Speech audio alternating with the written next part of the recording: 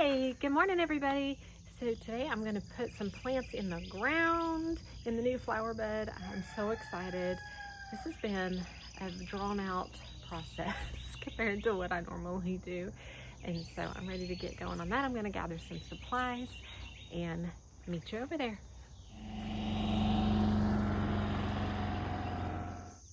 In the last 2 weeks, we had a poplar tree right here that was interfering with another tree on the hillside that we liked much better. So we cut the poplar tree down. When I say we, I mean my husband cut the poplar tree down, and then we got this Kusa dogwood tree. I think that's how you say it.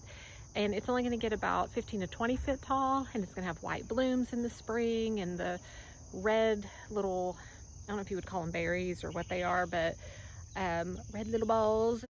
The leaves turn red in the fall, so that'll be really pretty fall interest. So anyways, we did all of that, and then I came in yesterday and I put my stone pathway in, and I have to say those rocks are so heavy. They look thin and light, but they're not. That was hard. Yeah, the flower bed's coming together. So when we first created this bed, I came in with all of my plants and tried to lay things out to see what I still might want or need. And I just could not envision it. I just couldn't, because we still had the poplar tree there. We didn't have a pathway.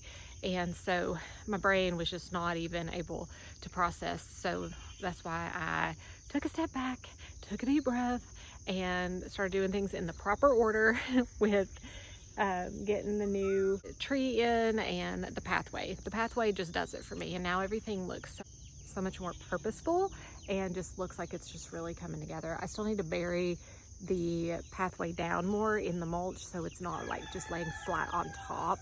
I did that with some of the smaller stones, but some of the bigger stones I still need to do that. So I think I'm going to start by planting out these 2 or 3 bigger things right here.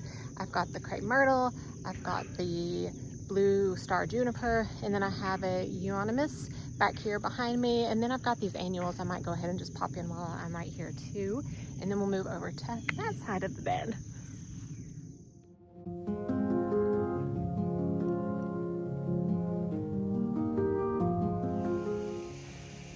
So I have this blue bucket back here that I just put the crepe myrtle in.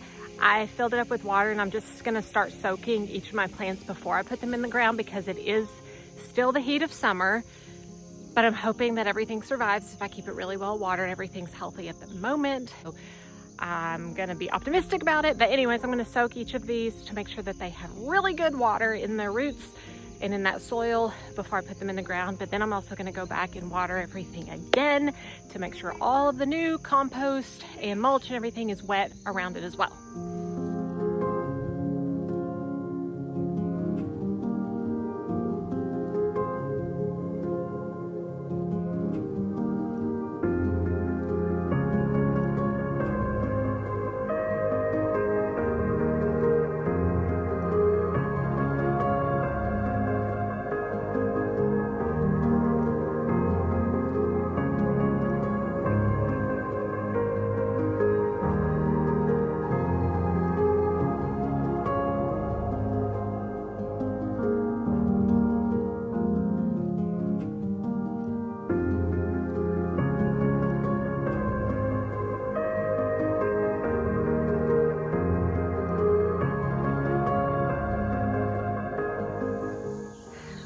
We did it before we hit 9 o'clock. It's 8:55, so that's awesome.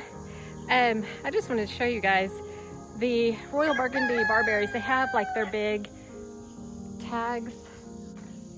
They have their big tags that show all of their details and stuff, but then they also have these stuck in them, so I can keep these with the plant and take the other one inside for my gardening journal. And I love that they gave us both. That's perfect. I wish all of them did that.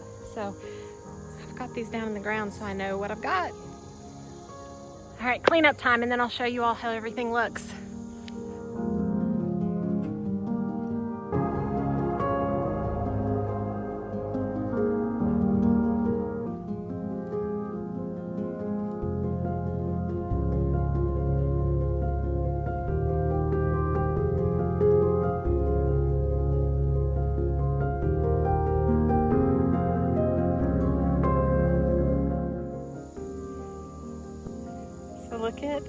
how the extension of the garden is coming together.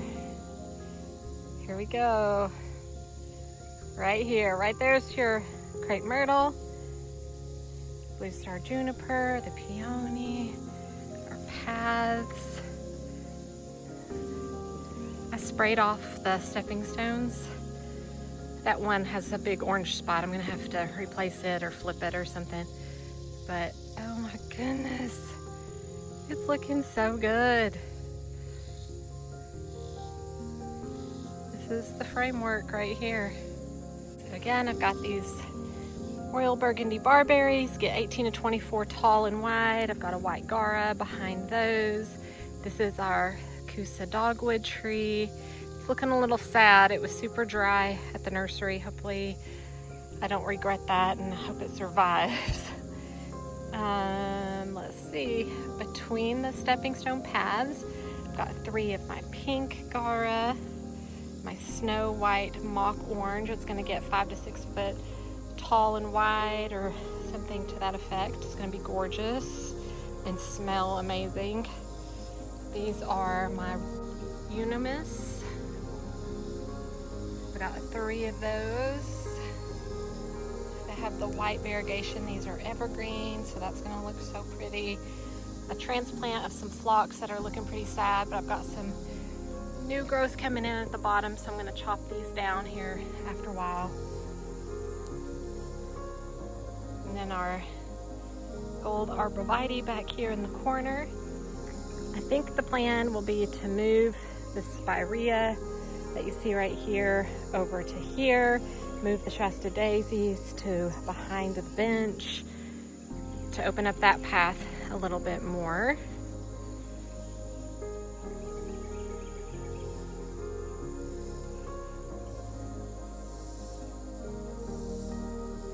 I've got some fairy roses back here. I need to cut back a ton and get them in the ground somewhere potentially, or gift them to a friend or something, I don't know. They aren't my favorite, but this is how it's looking, guys. All right, everybody, it is just past 9 o'clock.